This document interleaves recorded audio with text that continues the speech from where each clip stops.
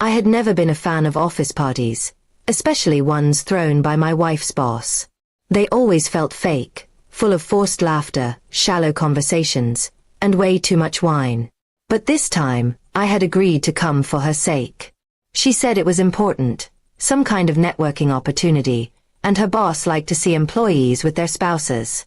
We arrived a bit late, and the grand house was already full of people. Laughter echoed through the hall, music was playing in the background, and waiters walked around offering drinks. My wife, Sophia, quickly disappeared into a crowd of co-workers, leaving me standing awkwardly by the food table. I grabbed a glass of wine and tried to blend in. A few people nodded politely, but I wasn't really part of the scene. Sophia looked happy, chatting with her team, laughing at some joke her boss had made. I stayed in my corner, sipping slowly and checking the time every few minutes. After about an hour, I decided I'd had enough. I sent her a quick text saying I was going to call a cab and wait outside. No reply.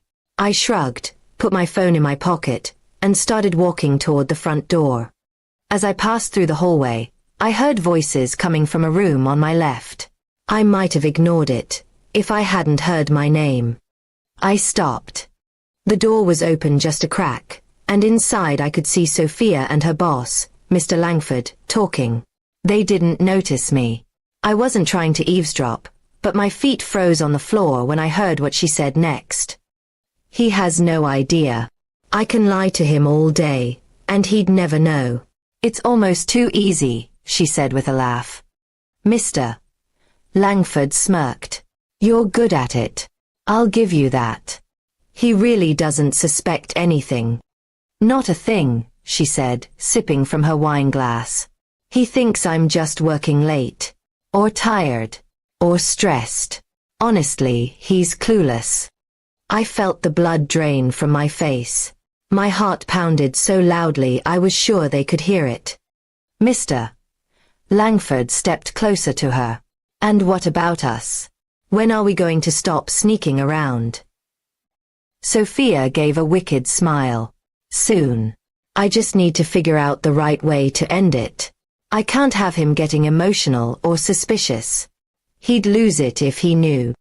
I backed away, my body numb. My own wife. With her boss. Mocking me. Planning to end our marriage without even telling me first. I wanted to burst in and yell, but I couldn't. Not yet. Instead, I walked quietly back to the living room, pretending I had just gotten lost on my way out. I stood there for a moment, catching my breath, trying to process what I had just heard. I thought about leaving immediately, calling a cab and never looking back. But something in me changed. I wasn't going to let her walk away like nothing happened. I needed a plan. I went back to the party and pretended everything was fine. I even smiled when Sophia found me and asked where I had been. Just getting some fresh air, I lied, looking into her eyes. She didn't flinch. She was good at this. For the rest of the night, I watched them. The small glances they thought no one noticed. The way he touched her back as he walked past. Every detail stood out now, crystal clear. When we got home, she acted normal. Talked about the party, her co-workers, even joked about how boring some of them were.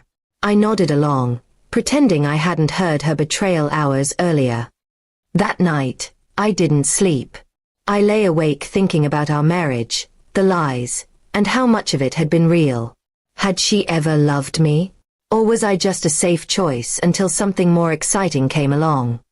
The next day, I started gathering evidence. Messages, emails, phone logs, anything that would prove what I already knew. I wasn't going to confront her empty-handed. Within a week, I had everything I needed. Photos of them leaving hotels together. Call records. Even voice recordings. Enough to ruin both their reputations. I didn't lash out. I didn't scream. I calmly called a lawyer and began divorce proceedings. I froze our joint accounts and changed the locks while she was at work. When she came home and found the notice on the table, she looked confused. What's this? You tell me, I said, calmly handing her a USB drive. Maybe listen to what's on there. She listened. Her face drained of color. She opened her mouth to speak, but I stopped her. I heard everything that night. Every word.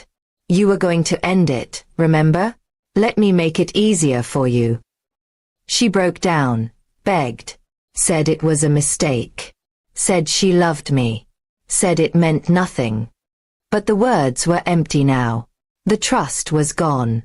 So was my love for her. I walked away from the marriage, from the lies, from the life I thought we had. And I never looked back.